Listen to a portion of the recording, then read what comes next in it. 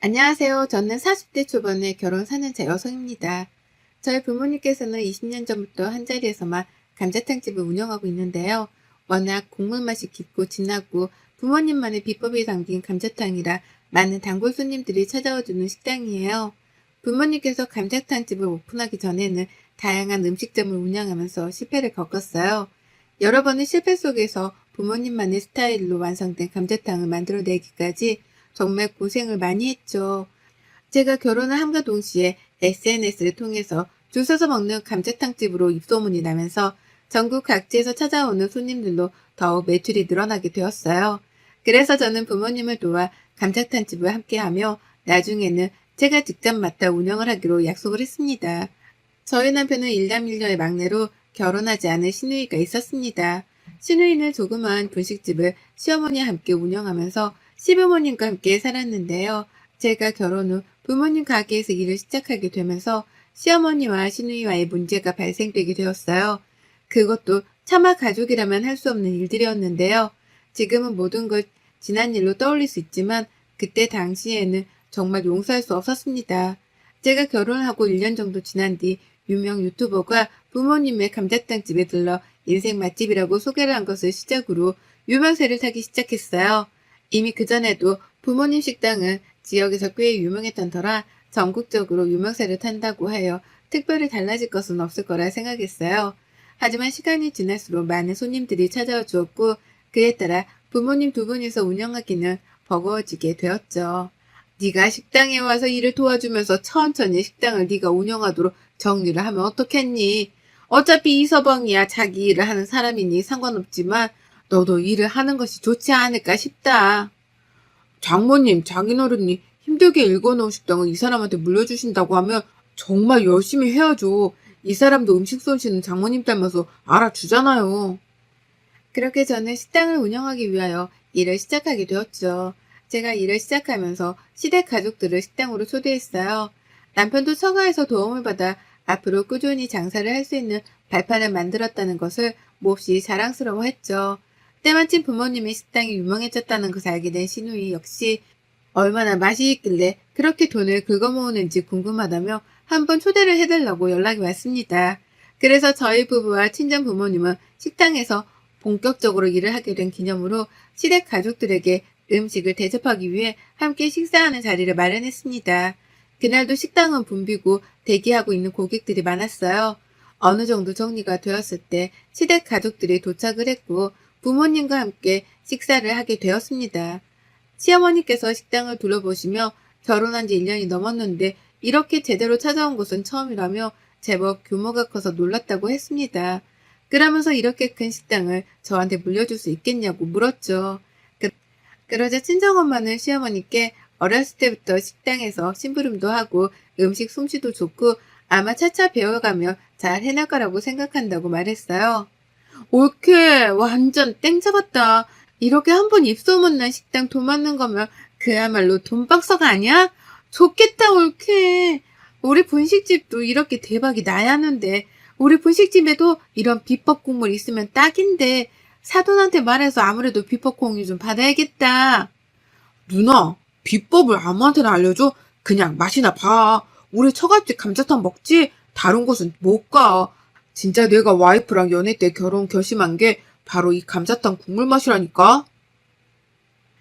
남편은 신우이의 질투 어린 말에 저나 부모님이 기분 상하지 않게 분위기를 잘 끌어주었어요. 그런데 신우이는 무엇이 못마땅한지 계속 식당을 둘러보며 이렇게 큰 식당을 여자 혼자 할 수 있겠냐고 누구랑 같이 동업을 해야 하는 것 아니냐고 하더라고요. 그러면서 분식집을 정리해서 신우이가 같이 운영을 하는 것도 좋을 것 같다고 이야기를 했죠. 그 말을 들은 시어머니께서 저를 보더니 신우이가 솜씨가 좋으니까 같이 해봐도 좋겠다고 저한테 어떻게 생각하냐고 하더라고요. 그래서 저는 지금 당장 제가 맡은 것이 아니라 앞으로 부모님께서 연세가 들고 힘을 붙이면 그때부터 도맡아 할 것이라고 이야기를 했죠. 그 말을 들은 시누이는 저한테 월급을 받는 것인지 아니면 매출을 몇 대 몇으로 나누는 것인지에 대해 세세하게 물었어요. 그리고 월 매출이 얼마냐며 비법이나 알려주든가 아니면 같이 했으면 좋겠다는 말을 지속적으로 했어요. 그러자 남편은 궁금한 것도 많다며 와이프랑 장인어른이 알아서 하실 것을 뭘 물어보냐고 그만 물어보라고 했죠. 하지만 신우이는 음식이 나오기 전까지 계속 이렇게 큰 식당 유명세 탔다고 바로 초보가 운영하면 쪽박은 식은 죽 먹기라고 그래서 뭔가 해본 사람이 해야 하는 것이 맞은데 사돈어른이 많이 힘에 부친 것 아니냐고 하더군요. 마침 음식이 준비되었고 시어머니와 신우이가 처음으로 감자탕 맛을 보았어요. 결혼 후에도 처음으로 사돈에게 맛을 보여드린 만큼 친정 부모님도 제법 긴장이 아니 긴장을 했죠. 국물 맛을 본 시어머니께서는 깜짝 놀라시며 여태껏 먹어본 음식의 맛과 전혀 다르다고 어떻게 이런 국물 맛을 내냐고 물었죠. 그래서 저는 친정 부모님의 비법인데 아직 저도 정확히 모른다고 이야기를 했어요. 그러자 신우이는 이 국물맛 감자탕만 아니라 육개장 같은 음식에도 잘 맞을 것 같다며 비법을 알려달라고 했어요. 그러면서 이참에 분식집 업종을 바꿔서 한번 찾아봐야겠다고 했습니다. 저는 그때까지만 해도 그 말이 그냥 별 생각 없이 한 말인 줄 알았습니다. 얼마 후 신우이는 저한테 연락을 해서 만나자고 했습니다. 저는 식당으로 출근 전 신우이를 만나러 갔죠. 저를 보자마자 신우이는 부모님 식당에 대한 음식 맛 평가도부터 블로그, SNS 등등에 올라온 내용들을 보여주기 시작했습니다. 올케 완전 대박이야. 자기네 부모님 진짜 장난 아니던데? 그 국물 말이야. 내가 먹고 몇 날 며칠을 떠올리고 있더라니까? 또 먹고 싶어서 대체 어떻게 국물 맛을 낸 거야? 비법 좀 알려줘. 형님, 저도 잘 몰라요. 아직 부모님께 제대로 배우질 않았어요. 그러자 신우이는 저한테 감자탕 국물로 새로운 음식을 개발해서 장사를 하고 싶다고 했습니다. 그러면서 제게 부모님을 설득해서 비법을 알려달라고 하더군요. 아니면 감자탕 2호점을 내서 장사를 할 수 있게 도움을 달라고 했습니다. 제가 사장으로 운영을 하는 식당이 아닌 만큼 저 혼자 판단할 일이 아니었죠. 그래서 저는 부모님과 상의를 해보겠다고 이야기를 했습니다. 신우이는 현재 하고 있는 분식집을 그만두고 비법 국물로 부대찌개나 육개장 같은 음식을 만들어 팔고 싶다면서 부모님 상호를 이용해서 창업을 하면 대박이 나지 않겠냐고 했습니다. 이제 자기도 돈방석에 앉는 것은 식은 죽 먹기라는 신우이를 뒤로하고 부모님께 상의를 드렸죠. 부모님께서는 자신의 비법 국물이 다른 음식과 궁합이 잘 맞을지도 모르고 국물만 보고 다른 음식으로 장사를 시작한다는 것은 실패할 수도 있는 만큼 어려울 것 같다고 이야기를 하셨습니다. 그러면서 신우이가 만약 특정 메뉴로 장사를 하고 싶다면 그 메뉴의 유명한 식당들을 벤치마킹하는 것이 오히려 도움이 될 거라고 했어요.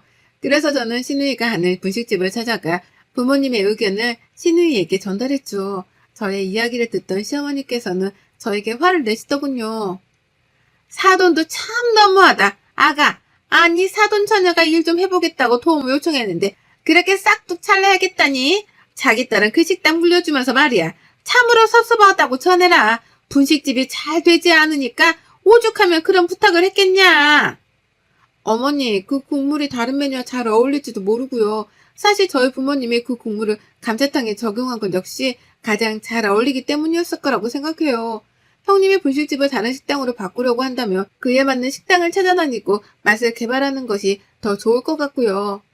시어머니께서는 자신의 말에 말대꾸를 한다면서 잘 나가는 식당 주인이 될 거라서 지금 시어머니는 눈에 보이지도 않냐고 했어요. 그래서 저는 식당 주인은 제가 아니라 부모님이시고 부모님께서 거절했다면 저는 그만한 이유가 있을 것이라고 생각한다고 했죠. 이러자 시어머니는 앞으로 그 식당이 얼마나 더 잘 되나 보자면서 비법이 뭐 얼마나 대단하다고 죽을 때까지 벽에 똥칠할 때까지 끼고 있으려고 하냐고 하더군요. 그 말을 듣자 저는 너무 화가 나서 몇십 년을 고생하다 개발한 국물맛이라고 그것을 그냥 막 달라고 하시는 건 역시 예의가 아니지 않냐고 따졌습니다. 시어머니는 제 말을 듣고 그깟 국물 뭐 별것도 없더만. 지금처럼 장사가 잘 되면 좋겠다만 신보가 고약해서 얼마 못 가지 싶다. 고 말했습니다. 신우이는 자신이 그렇게 빌고 빌면서 비법 좀 공유해달라고 했는데 그게 그렇게 어려운 것이냐고 했어요. 그리고는 비법이 안 되면 2호점이라도 내게 도움을 주면 되지 않냐고 팔이 날리는 분식집에 왔으면서 시댁 걱정은 하나도 안 하냐고 정말 너무 싸가지 없는 건 아니냐고 했습니다. 그러면서 시집에 왔으면 어머니 시댁 식구인데 정신 못 차렸다고 저에게 미쳤냐고 했어요. 그래서 저는 분식집이 장사가 안 된다며 발전하지 않는 이상 업종은 달리해도 답이 없지 않겠냐고 시댁 장사가 잘 안 되는 것이 내 탓은 아니지 않냐고 말했습니다. 그러자 시어머니는 저한테 재수 없으니까 분식집에 발도 들이지 말라고 하더군요. 비법 가져올 것 아니면 앞으로 입도 뻥긋하지 말라고요. 저는 그렇게 시어머니와 시누이와 신랑이 난 뒤에 너무 많은 신경을 쓴 탓에 몸살이 걸리고 말았습니다. 도저히 식당으로 출근을 할 수가 없는 컨디션이어서 저는 집에서 하루 쉬기로 했죠. 그런데 그날 저녁 친정엄마의 전화를 받고 너무나 깜짝 놀랐습니다. 친정엄마는 제게 시누이가 친구들과 함께 식당에 왔었다고 했어요. 시누이와 친구들은 음식을 주문하고 사진을 엄청 찍어댔답니다. 주문한 음식이 나온 뒤 한참 음식을 먹던 시누이가 친정엄마를 불러 음식이 왜 이렇게 지저분하냐고 물었다더군요. 그 말에 다른 테이블의 사람들도 모두 쳐다봤고 친정엄마는 당황해서 왜 그러냐고 물었다고 했어요. 시누이의 친구들은 음식이 기다려도 나오지 않았는데 사돈댁이라고 해서 참았다며 그럼 내 음식을 이따위로 내가지고 나오냐고 그릇들을 바닥에 던지고 소리를 질렀다고 했습니다. 저는 그 말을 듣자마자 식당으로 갔습니다. 내가 아직도 심장이 벌렁벌렁한다. 네 시누이가 나한테 감자탕에서 머리카락이 나오고 휴지가 나오고 했다며 음식물 쓰레기를 가져오냐고 하지 않니? 내가 그럴 리가 없다. 머리카락은 그렇다 쳐도 휴지가 왜 나오겠냐고. 내가 다시 해다 준다는데도 그 사진을 찍고 어디에 막 올린다고 난리를 치는 거야. 그런데 몇 시간 후 친한 친구로부터 링크 하나를 받았습니다. 부모님 식당에 대한 악평을 쏟아낸 블로그 글이었습니다. 글의 내용은 오늘 있었던 시누이 테이블의 이야기였죠. 음식을 기다린 지 1시간이 넘었는데도 죄송하다는 말 한마디 없었고 처음 식당에 갔을 때부터 응대 자체가 없었다는 글로 시작되었습니다. 그리고 밑반찬으로 나온 상태는 누가 봐도 재사용된 반찬이었다는 허무맹랑한 글들이었어요. 사진은 모두 처음 세팅된 상태의 반찬이 아니라 이미 몇 번 집어먹은 뒤의 사진들이었고요. 그러면서 모든 음식이 단 하나도 깔끔하지 못했고 숟가락과 컵의 위생 상태는 도저히 더러워서 사용하지 못할 정도였다며 유튜버가 왜 칭찬을 했는지 이해가 안 된다고 쓰여 있었어요. 한 번 간 사람은 다시는 안 간다고 하던데 직접 가보니 이해가 되더라. 내용과 함께 유튜버로 인해서 장사가 잘 되어서인지 주방이 진짜 더럽고 식당에서는 음식물 썩은 내가 진동을 한다는 등 문제가 많아 보였다는 글이었어요. 그 글 끝에는 전국적으로 유명한 음식점이길래 우연히 방문했는데 배째라식으로 더러운 음식물 쓰레기를 내오고도 죄송하다 하지 않았다며 사장이 감기에 걸렸던데 코푼 휴지를 넣고 끓인 감자탕이 아니었을까 싶다는 글이었어요. 저는 보다 제대로 확인하기 위하여 CCTV를 확인했죠. 다행히도 시누이 일행들이 앉은 곳은 CCTV에서 충분히 보이는 자리였고 그 안에서 시누이와 일행들이 한 행동을 모두 볼 수 있었습니다. 음식은 정확히 20분도 채 되지 않아 세팅이 이루어졌어요. 그리고 반찬들은 모두 일행들이 집어먹거나 뒤적거린 뒤 하나하나 사진을 찍는 모습들이 CCTV에 담겨 있었습니다. 그런데 정말 충격적인 것은 감자탕을 어느 정도 먹다가 시누이가 자신의 옷에 묻은 머리카락을 집어넣는 모습이었어요. 게다가 호주머니에서 휴지를 꺼내 넣고는 극자로 마주 뒤섞더군요. 이런 모습이 그대로 담겨 있는지도 모른 시누이는 친정엄마에게 삿대질을 하고 카트를 발로 차고 일행들은 반찬 그릇을 바닥에 던지는 등의 말도 안 되는 짓을 했던 것입니다. 저는 바로 CCTV를 따로 저장을 해놓았습니다. 그리고 친구가 보내준 링크에 블로그까지 저장해 놓았죠. 그런데 더 문제는 시누이의 일행 중 한 사람이 쓴 블로그 글들이 일파만파 퍼지게 되었습니다. 마치 그 블로그 글이 진실인 것처럼 퍼지게 된 거죠. 저는 시댁으로 찾아가 시누이와 시어머니를 만났습니다. 저는 시누이에게 부모님 식당으로 와서 한 행패가 무엇이냐고 물었어요. 그러자 시누이는 자신은 정말 친구들 앞에서 얼마나 난감했는지 모른다며 그래도 사돈댁이라 자기가 절대 글을 올리지 말라고 했는데 친구가 워낙 파워블로그로 신고 정신이 뛰어나다 보니까 이렇게 돼버렸다며 장사 망하게 생겼냐고 묻더군요. 장사가 망하게 생긴 것이 아니라 그 모든 것이 거짓인 게 중요하죠, 형님. 다 형님이 한 짓이잖아요. 제가 모를 줄 알았어요? 형님이 옷에 묻은 머리카락 집어넣고 주머니에서 휴지 넣고 그거 다 봤어요. 국물 비법 안 알려준다고 그런 거예요? 아니 이게 어디서 지금 지 언니한테 다 뒤집어 씌우고 그래? 내가 아무리 생각을 해도 이상하다 했다. 비법이라고 해봤자 솔직히 뭐 이것저것 넣고 푹푹 끓이는 것이 전부인데 왜 안 알려줄까 했더니 죄다 미혼이고 탓이다고 그런 것들 이빠이 넣고 끓여서였겠지. 저는 시어머니께 소리를 치며 그렇게 말씀하지 말라고 열심히 최선을 다해 산 사람 시기하고 질투해서 이렇게 더러운 짓을 하냐고 따졌죠. 그러자 시어머니께서 그 잘난 국물 맛이 사실은 음식물 쓰레기나 별반 다를 게 없다는 걸 들키니까 쪽팔리냐며 그러게 비법 좀 알려달라니까 그렇게 지들만 배부르려고 안 알려주더니 꼴 좋다고 했습니다. 그 말을 들은 저는 시어머니께 모든 걸 알고 있으면서 나이 먹고 철딱서니 없는 짓을 한 딸을 감싸고 돈이냐고 따졌죠. 그러자 시누이는 제게 소리를 지르며 증거 있냐고 자기가 한 증거가 있냐며 따지더군요. 그러면서 자신도 식당에서 장사를 하는 사람인데 어떻게 그런 짓을 하겠냐고 생사람 잡지 말라고 오히려 날뛰더군요. 그 모습에 도저히 용서할 수도 없고 용서하고 싶지도 않았습니다. 그런데 시누이는 자신과 친구들에게 그때 일에 대하여 충분히 손해배상을 하고 진심으로 사과한다며 블로그 글에 사장님이 직접 잘못을 뉘우치고 반성했다고 용서를 빌었다고 써주겠다고 하더군요. 그래서 저는 조만간 그 파워블로거라는 친구한테 명예훼손으로 고소장 날아갈 테니까 변호사 제대로 선임해 놓을 준비하라고 말했습니다. 그리고 나서 저는 모든 사실에 대해 남편에게 이야기를 했어요. 남편은 친정을 찾아가 죄송하다고 사죄를 드렸고 모든 일을 한 사람들에게 손해배상을 청구하고 명예훼손 고소하라고 했습니다. 저는 남편에게 지금부터 제가 하는 모든 행동에 대하여 원망하지 말아달라고 했죠. 저는 변호사를 찾아가 모든 CCTV 영상과 블로그 글을 가지고 명예훼손과 손해배상 청구 소송에 대하여 상의를 한 뒤 진행하기로 결정했습니다.